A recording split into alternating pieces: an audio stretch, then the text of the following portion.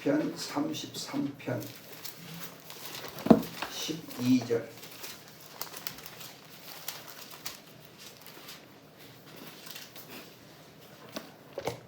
여호와를 자기 하나님으로 삼은 나라 곧 하나님의 기업으로 선택된 백성은 복이 있도다. 아멘. 하나님을 여호와를 자기 하나님으로 삼은 나라 하나님의 기업으로 선택된 백성은 행복하도다. 오늘은 좀 특별한 설교를 하겠습니다. 제목이 우리나라 우리 민족입니다. 우리나라 우리 민족. 6월달은 호국의 달이에요. 나라를 생각하는 달이거든요. 그런데 여러분들이 우리 달력을 보면은 국경일, 국가 기념일 중에 전에는 있었는데 지금 빠지고 없는 거가 있어요. 뭐가 없냐면은 유교가 없어요. 유교 지금 우리 국가 기념일 빠져 있습니다. 그리고 7월 17일 제헌절이 빠져 있어요.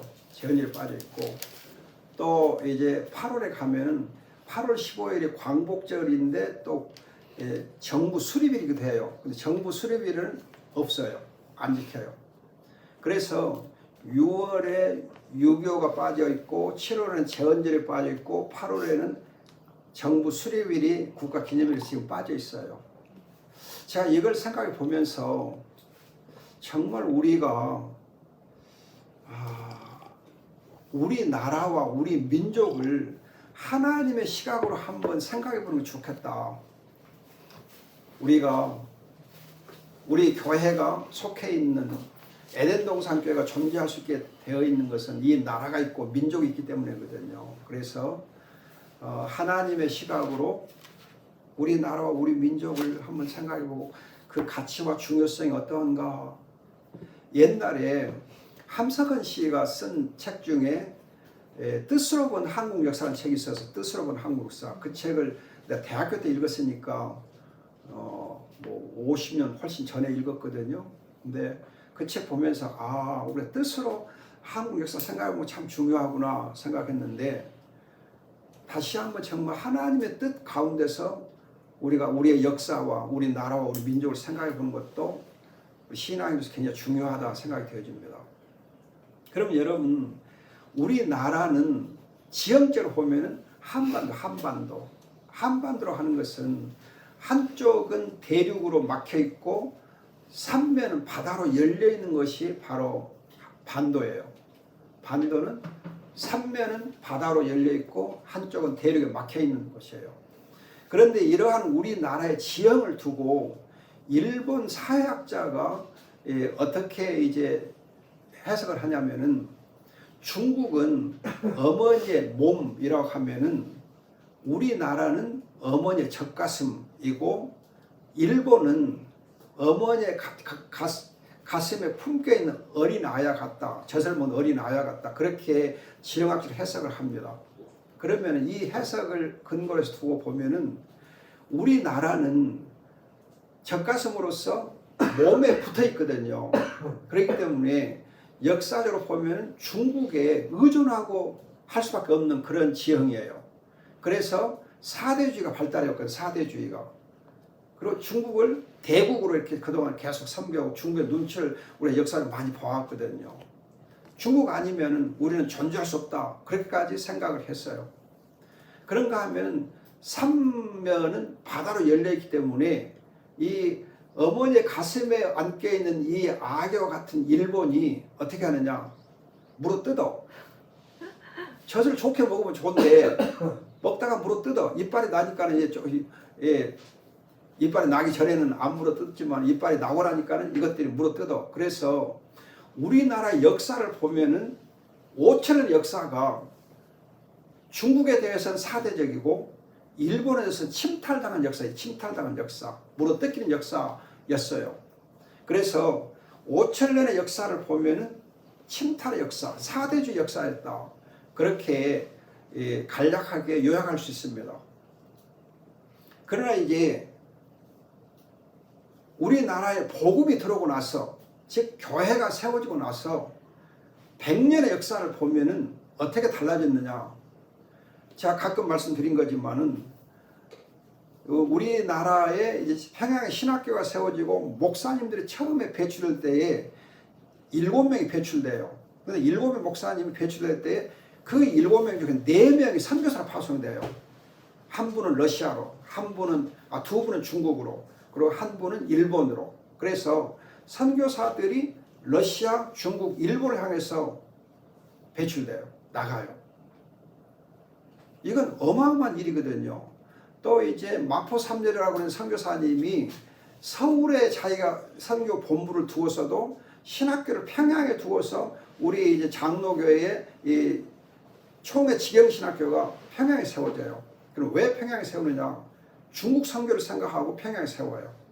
평양이 선교 전략적으로 중요하다 해가지고 서울에다 신학교를 세우지 않고 평양에 세워요. 선교 전략적 차원에서. 이걸 보면 우리나라에 세워진 교회가 복음이 들어오면서 처음부터 선교 지향적인 그런 교회로 하나님이 세우셨어요. 그러다 보니까 이런 선교 지향적인 것이 이제 밑바닥에 깔려 있다 보니까는 우리나라 교회가, 우리 이 땅에 있는 교회가 어떻게 됐어요?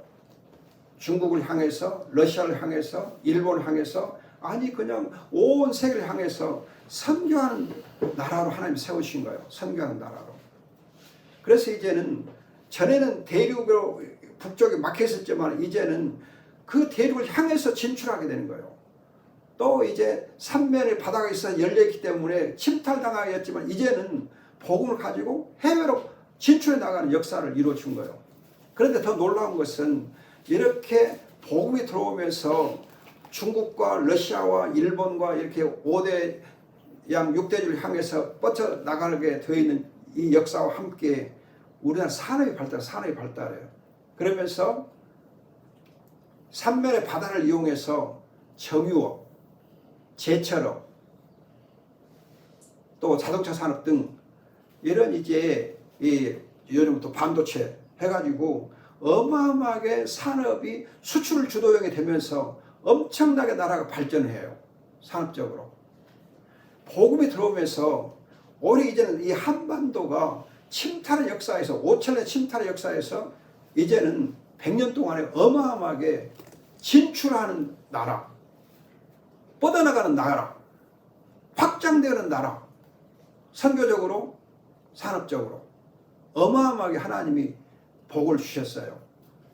그래서 여러분들이 우리나라의 지형을 잘 보면서 하나님이 정말 이 땅을 반도로 삼으시고 이제는 5천년 동안은 침탈당한 역사였지만 이제 100년 동안에 어마어마한 하나님의 복을 주셔서 선교하는 땅, 수출하는 땅, 확장되고 진출되는 땅으로 하나님이 바꾸신 거예요.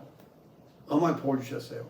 이런 이제 우리나라의 지형적인 어떻게 보면 지리적인 그 중요성, 전략적 가치, 그걸 여러분들이 생각하면서 하나님께서 어떻게 해서 이렇게 선교하는 나라로 세우셨는가? 왜 선교를 이렇게 하나님께서 힘있게 하셨는가? 그 하나님의 뜻을 우리가 깊이 생각해 보는 것도 중요하다 생각되어집니다. 근데 가끔 제가 말씀드린 거지만 여러분들이 대학생 선교단체를 보면 다 광주 시작이 돼요. 광주에서. 그래서 김주건 목사님의 CCC라든지 또 이제 이 배선화 선교사를 통해 세워졌던 이 UBF 이창호 목사와 함께 세웠는데 이 UBF와 CCC가 1960년대 초에 세워져요. 그러면서 CCC는 처음에 민족 복음화 운동을 주도하고 UBF는 처음부터 선교하는 세계 선교를 강조해요. 그러면서 독일의 이 광부 선교사, 간호사 선교사를 파송하고 미국으로는 그 당시 의사 선교사를 파송을 막 해요. 그렇게 해서 선교 역사가 활발하게 이루어지는 하나의 계기를 마련합니다. 그리고 1974년 이제 CCC가 이 엑스프로 74를 통해서 이 어마어마한 민족 복음화 복음화 문제 폭발이 되게 하거든요. 이렇게 해서 하나님께서 정말 광주를 중심으로 해서 선교단체들이 활발하게 일어나고 민족 복음화 운동을 세계 선교를 주도적으로 이끌어가요. 우리는 이러한 이제 우리나라의 지형적인 하나님 보시 전략적 중요성을 이해하고 또 우리가 이제 속해 있는 광주의 중요성을 여러분 기억하시는 게 참 중요해요. 광주가 민주화 운동의 이렇게 중심지 역할을 한 거 아니고 선교와 민족 복음화 운동의 중심지 역할을 해왔었어요. 그 자부심 가지고 우리가 교회를 섬기는 게 중요합니다. 그다음 두 번째로 여러분 우리 민족을 보면 아리랑 민족. 그래서 여러분들이 어디에서나 아리랑 뭐 해외 동포들도 아리랑 우리도 아리랑 무슨 행사가 있으면 다 아리랑을 다 부르거든요. 그럼 이제 아리랑이라 하는 단어 뜻이 뭔가를 생각하세요. 아리랑이 뭔지. 그냥 여러분 아리랑하고 하는데 그 단어 뜻을 우리가 생각해 봐야 돼요. 알은 구약 히브리어의 엘로힘 할 때 그 알 하나님을 가리켜 하나님. 그리고 이랑은 함께. 그래서 아리랑은 하나님과 함께라는 뜻이 있어요. 하나님과 함께. 우리 민족은 하나님과 함께 해온 하나님과 동행한 민족이고 하나님께서 우리와 동행하신 그런 선택된 민족이에요. 어마어마한 거예요. 아리랑 민족. 그런데 우리는 하나님께서 우리를 선택했다고 하는 사실에 대해서 깊이 이해를 못하고 왔어요. 알지 못하고. 아리랑 뜻이 뭐냐 그것도 모르고 살아온 거예요. 그런데 아리랑이 하나님과 함께 우리 백성이 찬송하고 살아온 거예요. 우리 피 속에 하나님에 대한 신앙이 밑바닥에 깔려 있는 거예요. 그래서 여러분 우리 선교사들이 한 유명한 에피소드가 있잖아요. 제가 가끔 말씀드린 거지만 선교사님이 처음에 오셨을 때 한국의 남자들이 머리에 쓰고 다니는 것을 보고는 저 모자가 참 이상하다. 저 모자 이름이 뭐요? 그러니까 뭐라고 그랬어요? 할렐루야. 이 한국 사람은 처음부터 그냥 머리에 하나님을 이렇게 이고 하나님 섬기는 나라구나. 참 대단하다. 어떻게 가시냐. 그래서 이제 그러면 조선이라고 하는 이 나라가 한자를 어떻게 쓰냐. 그래서 조선을 써주니까 이거 한번 풀이해봐라. 보니까 십자가가 있고 나리를 다롤 있어. 그래 밤낮으로 십자가를 묵상하는 나라. 조. 산은 고기였자 물고기였자 하박이 물고기였자 어린 양의 합해진 거거든. 그럼 여러분 물고기는 예수는 그리스도의 하나님의 아들 구주시다. 그 약자가 물고기거든. 기독교의 상징이요. 신앙 고백이요. 그리고 어린 양 합해진 거예요. 그리고 세상에 조선이라는 이 나라가 그 이름 자체가 십자가를 날마다 묵상하고 예수는 그리스도의 하나님의 아들이요 구주심을 어린 양이시고 고백하고 살아오는 그런 하나님의 특별하게 이름을 지어준 나라구나. 감동한 거예요. 그리고 자기가 영어로 이제 조선을 한번 이렇게 음역을 하고 보니까 CHOSEN, chosen. 야, 영어로도 그 chosen people, 선택된 민족. 그래서 이 대한민국이라는 나라, 이 조선이라는 나라는 특별히 하나님이 선택한 민족이고 하나님을 섬겨오고 예수 그리스도를 처음부터 이렇게 묵상해온 그런 어마어마한 하나님의 놀라운 섭리가 있는 민족이다. 그렇게 선교사님들이 나름대로 이해를 하게 된 거예요. 에피소드 같지만은 어떻게 보면 말장난한 것 같지만 거기에 어마어마한 뜻이 있는 거예요. 그래서 이 말대로 우리 민족이 아리랑 민족으로서 선교하는 민족, 하나님께서 정말 선교 역사상 가장 기적적으로 부흥된 나라가 우리거든요. 그렇게 하나님 복을 주신 거예요. 이건 특별하게 하나님 선택한 것이 있다는 거예요. 그럼 여러분들이 하나님께서 우리를 선택했다는 증거가 뭐냐? 우리가 선택된 민족의 증거가 뭐냐? 제 나름대로 생각해 보면은 신학자로 생각해 보면 첫째는 언어에 있어서 성경적인 언어하고 우리말하고 뜻이 같아요. 대단하게. 언어적으로 하나님이 우리에게 복을 주신 거예요. 제일 중요한 언어, 하나님. 하나님이라는 단어가 이제 하늘천인데, 천에서 오니 하나님이라는 단어가 하늘에서 왔거든요. 하늘과 하나님이 성경에서 동의어요. 같이 쓰여요. 하늘과 하나님 동의어요. 그런데 우리 말도 하늘과 하나님 동의어거든. 그러면 하늘천이라고 하는 단어 뜻이 뭐냐? 가장 크다는 뜻이 가장 크다. 더 이상 큰 것이 없다. 큰 대자 위에 하나 있거든. 더 이상 큰 것이 없다는 뜻이에요. 하늘천이. 하나님. 더 이상 크신 분이 없는 거예요. 가장 크신 분. 그래서 엘로힘이라는 단어 뜻이 사실은 크다는 뜻이에요. 크다. 가장 크신 분. 그래서 하나님, 우리 말이 가장 크신 하나님, 엘로힘을 그 말 자체가 뜻을 갖고 있어요. 놀라운 거예요. 어느 민족의 언어도 엘로힘을 정확하게 하나님으로 표현한 단어가 없어요. 우리 선교사 와 계시는데 태국은 하나님의 단어 번역을 못해요. 성경에는 하나님의 단어 번역이 언터뷰 되어 있었고 복음 전하는데 굉장히 애를 먹어요. 그래서 태국이 우리보다 훨씬 복음에 빨리 들어갔으면서도 복음은 안 되는 이유 중 하나가 하나님이라는 단어 자체를 번역을 못하는 거예요. 번역이 안 돼. 잠깐만 단어가 없어. 근데 우리는 단어가 이미 주어져 있는 거예요.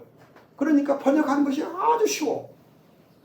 그리고 여러분들이 히브리어의 엘로힘이라는 이 단어는 일반명사, 보통명사라고 그래요.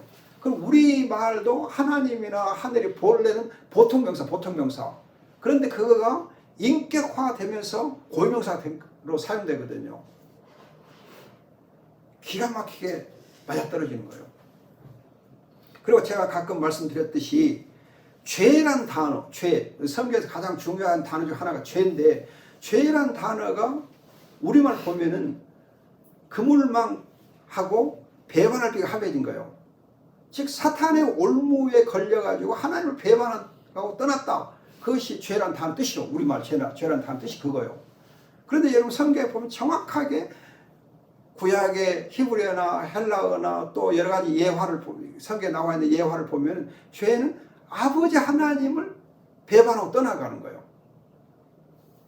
탕자의 비유, 호세아에 있는 고멜의 비유, 하나님 버리고 떠나가는 거예요. 배반하고. 그래서 디모데후서 2장 26절에서 사탄의 올무에 걸려서 사탄의 뜻을 따라서 하나님 배반으로 떠나간 것이 죄다 그렇게 되어 있어요.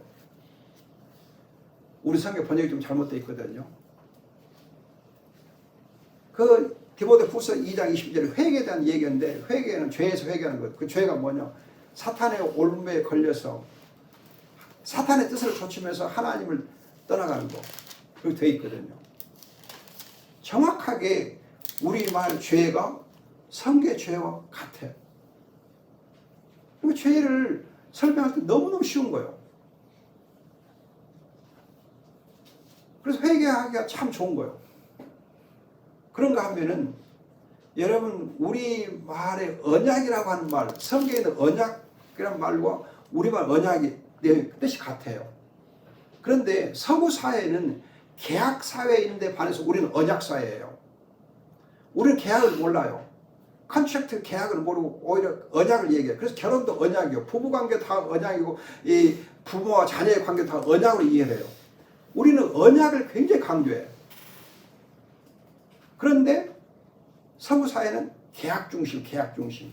그러니까 언약을 이해를 못해요. 언약을 이해하는 언어는 우리나라 말밖에 없어요. 번역할 때 쉬워. 우리는 언약. 그런데 참 안타까운 것은 이 좋은 언약이라는 우리말 단어 뜻을 신학자들 잘 모르고 계약과 혼동을 해요. 그래서 구약 신학자들이 이 성경을 이렇게 번역하면서 계약이라고 번역도 하고 언약이라고 했다고 계약이라고 했다고 언약이라고 했다고 왔다 갔다 해. 정말 어떻게 언약과 계약도 그 구별을 못하냐. 구약 신학자들 되어가지고 어떻게 언약과 계약도 구별을 못하냐. 그래서 여러분 대표적인 이 구약신학 교과서 중 하나가 팔머 로버스라는 분이 쓴 책 중에 그리스도와 언약신학이라는 게 있어요. 근데 그것을 언약이라고 하는 계약신학이라고 번역을 해놨어요. 그리고 계약과 언약을 유명한 구약신학자가 계약과 언약을 혼동해서 써놓으니까 계속해서 일반 목사들이 이해를 못하는 거예요. 언약이에요. 언약. 그래서 언약이라고 해라. 언약과 계약은 다르다. 계약은 컨트랙트는 이해 당사자가 맺는 관계요. 이해관계로 해서 맺는 게 언약이요. 계약이요. 계약은 선택적이요. 계약은 쉽게 파기할 수 있는 거요. 그냥 파기하면서 벌금만 좀 물어주면 돼. 그런데 언약은 사랑으로 맺은 관계, 사랑으로 맺은 생명의 관계가 언약이요. 이건 사랑으로 맺은 관계이기 때문에 언약이 깨지면 죽어. 언약을 지키면 살아. 생명과 생사가 달려있는 것이 언약이요. 사랑의 근간은 언약이거든요. 부부의 관계, 사랑의 관계, 언약 관계. 부모와 자녀의 관계, 언약 관계. 생사 관계예요. 그리고 피로서 맺어지는 거예요. 피로서 맺어지는 거예요. 언약은 피로서 맺어져요. 피로서. 계약은 돈으로 맺어진 거예요. 전혀 달라요.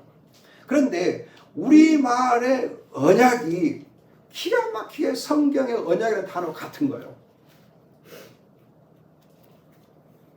그런가 하면은 여러분들이 우리말의 사랑, 사람, 어근이 같아요. 어근이 사랑과 살다, 사람, 살다 다 같은 어근이에요. 그래서 삶이 여러분 보면 니을, 미음이잖아요. 그건 사람의 준말이에요. 사람의 준말. 삶이 사람의 준말이에요. 그래서 사람하고 사랑하고는 니을, 이음과 미음만 차이 있어. 동그란 거 조금 내버린 거 차이 있어. 어근이 같아. 그래서 여러분 영어에서도 love와 live가 어근이 같아. 독일어도 live and love, live and 같은 단어예요. 어근이 같아요. 기가 막히게 우리 말이 성경의 사랑, 사람, 삶, 살다, 생명 다 어근이 같아. 놀라운 거예요. 그런가 하면 성경의 중요한 단어 중에 인애, 은혜, 긍휼, 사랑과 관련된 단어인데 이 단어들은 우리말은 정확하게 뜻이 다 드러나 있어요. 인애, 그러면 내기사랑을 인애라고 그래요. 긍휼, 깊은 속정을 긍휼이라고 그래요. 은혜, 호의를 은혜라고 그래요. 이런 것들이 우리말은 기가 막히게 잘 뜻이 드러나 있어요. 놀라운 거예요. 그럼 번역할 때 어려움이 없어요. 또 설명할 때 어려움이 없어요. 그 막 쉽게 이해가 잘 돼. 그런가 하면은 의란 단어, 오를 의 있잖아. 의. 어린 양하고 나라고 하는 아가 합해진 거, 자할 때 아가 합해진 거거든. 어린 양을 내가 섬기는 것이 의요. 다시 말해 어린 양과 내가 하나가 돼서 어린 양과 바른 관계를 갖고 있는 의예요. 그럼 의라는 단어가 신학적으로 설명하면 바른 관계를 얘기해. 우리가 의롭다함 받았다. 그러면은 하나님 의롭다함 받았다. 하나님과 우리의 관계가 회복되고 관계가 바르게 된 걸 가르쳐서 칭의라 그래요. 의라 그래요. 바른 관계. 여러분 우리가 하나님과 내가 관계가 바르게 된 걸 두고 우리가 하나님 자녀가 됐다 그래요. 하나님 자녀가 다른 게 아니에요. 하나님과 바른 관계가 회복된 자가 바로 하나님 자녀예요. 이게 의란 단어 뜻이에요. 그렇기 때문에 칭의 개념을 설명할 때 너무너무 우리말은 뜻이 다 담겨있기 때문에 쉬운 거예요. 바른 관계 그러면 오르리 그러네 되는 거예요. 이렇게 우리말이 성경적인 그런 단어들과 뜻이 너무 일치하기 때문에 신학을 할 때 쉬워요. 복음을 설명할 때 쉬워요. 금방금방 성경을 잘 이해할 수 있는 민족, 그리고 선택된 민족인 거죠. 그러나 풍습의 경우도 창세기 25장에 팥죽 먹는데 우리밖에 없거든. 또 큰아들한테는 상속을 배를 주거든. 성경에 상속 큰아들에게 배를 주거든요. 이것도 맞아떨어진 거예요. 참 놀라운 거예요. 그런데 여러분 역사적으로 더 놀라운 게 하나 있어요. 아리랑 민족에 더 놀라운 게 있는 뭐냐면은 우리나라가 대한민국이 그 설립될 때, 대한민국이 건국될 때에 보면은요, 우리나라는 대한민국은 크리스천 국가가 아니거든. 기독교 국가가 아니에요. 기독교 국교가 아니요. 그런데 우리나라가 7월 17일 헌법을 만들고 8월 10일 정부를 수립할 때 성경에 근거해서 헌법을 만들고 성경에 근거하고 하나님께 기도하면서 나라가 세워져. 정말 희한해요. 어떻게 대한민국이라는 나라가 헌법을 만들 때 성경에 근거해서 헌법을 만들고 대한민국 세워질 때 어떻게 국회의장이 기도하고 이 나라를 세우냐 그거요. 기도로 건국 시작되거든요. 정부 수립할 때 기도하고 시작해.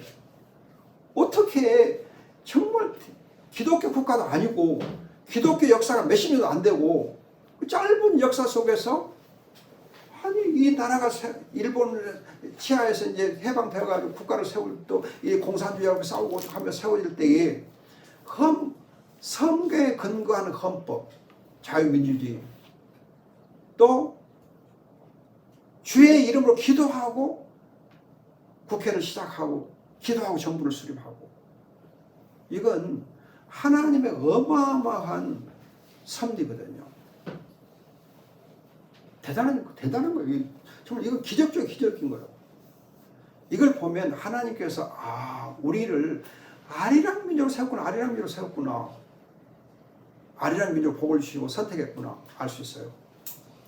이렇게 우리 민족이 가지고 있는 우리나라가 가지고 있는 그런 하나님 보시기에 어마어마한 역사들이 있는데 우리가 최근에 와서 어떻게 된 판인지 6.25도 빠지고 7월 17일 재헌절도 빠지고 8.15 정부 수립도 빠지고 조금은 정치적인 발언이지만은 어떻게 된 판인지 이승만 정권은 그냥 친일파로 몰아붙이고 여러분 이승만 친일파 아니에요. 여러분들이 대한민국 정부가 수립됐을 때에 행정을 맡을 수 있는 사람이 일본 치하에서 행정 경험이 없는 사람 없어요. 그러니까 나라를 운영하려고 보니까 할 수 없이 일본 정부 하에서 녹을 먹고 살았던 사람들을 쓸 수밖에 없었던 거예요. 그걸 또 친일파로 몰면 안 되죠. 이승만 정권이 얼마나 일본하고 이렇게 외교적 갈등을 많이 갖고 있었는지 몰라요. 그러면서도 할 수 없이 사람을 쓸 때는 그렇게 쓴 거거든. 그걸로 친일파로 몰아붙이면 안 돼요. 그러고서는 정부 수립일도 부정하려고 그러고 헌법 재헌절도 부정하려고 그러고 그러면 안 되죠. 6.25도 분명히 남침이거든. 남침 사실을 이렇게 호도하기 위해서 6.25를 국회에서 빼버리고 국가에서 빼버리고 그건 우리 나라의 정체성 그걸 부인하고 하는 것과 똑같아요. 저는 그래서 이런 부분에 대해서 우리가 좀 더 깊이 이해하면 좋다 생각을 해야죠. 그래서 끝으로 여러분 우리나라는 중국하고 일본하고 비교해 보면은 정으로 사는 민족.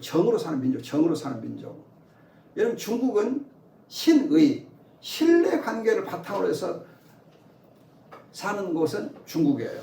그래서 인간관계에서 신뢰를 굉장히 중요해요. 신이, 의리를 굉장히 중요해요. 거기에 비해서 일본은 뭘 중요하느냐? 이해관계. 내게 이익이 되냐 안 되냐. 굉장히 타산적인 것이 일본이에요. 그래서 항상 내게 이익이 되는 방향으로 처세를 해요.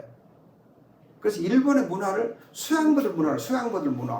수양버들 어때요? 수양버들은 뿌리가 약해. 천박해. 뿌리가 약한 나무가 수양버들이요. 뿌리가 약하면서 바람 부는 대로 흔들려. 이리 흔들어 저리 흔들어. 그래서 강한 바람에 불어도 안 부러진 것이 수양버들이요. 일본이 그래요. 일본 문화가. 그런데 우리나라는 정으로 사는 민족 우리는 소나무에 비교. 소나무는 뿌리가 깊어요. 그리고 소나무는 어디서 잘 자라느냐? 바위 틈에 잘 자라. 그래서 소나무를 그릴 때 항상 바위가 항상 있어요. 바위와 소나무 같이 가. 바위처럼 흔들리지 않냐고 소나무처럼 풍파를 잘 견뎌내면서 뿌리가 깊은 나라. 그러면서도 사계절 항상 푸르게 지내는 것이 소나무거든요. 이 소나무와 함께 우리는 정으로 사는 민족, 정으로 사는 민족. 정은 내리사랑, 그리고 따뜻하게 품어주는 깊은 속정, 그리고 호의를 베풀고 좋아하는 것이 바로 정이에요. 깊은 속정. 그런데 정이 많은 사람은 어떤 약점이 있냐 하면은 배반을 잘 당해요. 정이 많은 사람은 피해를 많이 봐요. 손해를 잘 봐. 그러고서도 손해를 보고서도 정이 많은 사람은 괜찮아. 그리고 그냥 괜찮은 것을 하고 지나가. 그리고는 살아남아. 그리고는 선으로 악을 이겨. 이것이 우리 민족이에요. 그래서 우리는 제가 가끔 언급한 김대중 대통령 보면은 피해자가 가해자를 용서해라. 그 말 강조. 피해자가 가해자를 용서해라. 우리가 용서해야 된다는 거예요. 광주 사람들이, 전라도 사람들이 이 전두환 정권 군사 독재에 대해서 용서하는 거예요. 그래서 김대중 대통령은 자기를 사형 선고하고 사형 집행하려고 했더니 그 전두환 어떻게 보면 무지무지하게 악한 사람들에 대해서 용서한 거예요. 용서해버린 거예요. 용서하고 품어버린 거예요. 그래서 그분이 노벨 평화상을 받은 거예요. 그것이 어떻게 보면은 우리 민족이 정으로 사는 민족이라는 것을 극명히 드러내는 하나의 예예요. 우리는 깊은 속정을 가지고 앞으로 함께 나눌 줄 아는 정이 많은 민족. 그래서 결론으로 여러분, 우리나라는 한반도 침탈의 5천년 역사를 이제는 바꿔서 복음이 들어오면서 선교하는 나라, 수출을 제1의 나라, 진출을 확장해가는 나라로 바꿔진 거예요. 그리고 우리가 아리랑 민족으로서 하나님과 함께 동행한 나라, 선택된 민족인 거예요. 하나님 특별하게 복을 주신 나라예요. 그런데 하나님께서 우리에게 정말 악을 선을 이기도록 하기 위해서 정으로 사는 민족, 깊은 속정이 있는 민족으로 하나님께서 우리에게 특별히 복을 주셨어요. 이런 우리나라에서 우리가 살게 된 것을 여러분들이 감사해야 돼요. 아멘. 이 민족의 피를 우리가 물려받은 걸 감사해야 돼요. 아멘. 하나님 주신 특별한 피, 특별한 DNA, 특별한 성품을 주신 하나님께 감사해야 돼요. 우리 에덴 동산교회가 이 나라와 이 민족에 향한 하나님의 뜻이 더 크게 이루어지도록 하나님께서 복을 주실 것을 항상 기도하면 좋겠습니다. 아멘. 기도하겠습니다. 좋으신 아버지, 이 나라를 한반도로 주께서 지형을 만들어 주시고 또 우리 민족이 아버지 하는 아리랑 민족으로 주님의 택함 받은 것을 진실로 감사합니다. 이제는 복음을 전하고 하나님과 함께 동행하는 민족으로 주님께 늘 영광 돌리게 하시고 또 악을 선으로 이길 수 있는 저희가 되게 하옵소서. 에덴 동산교를 통하여서 하나님의 영광 받으시옵소서. 감사하고 귀하신 예수님의 이름으로 기도합니다. 아멘.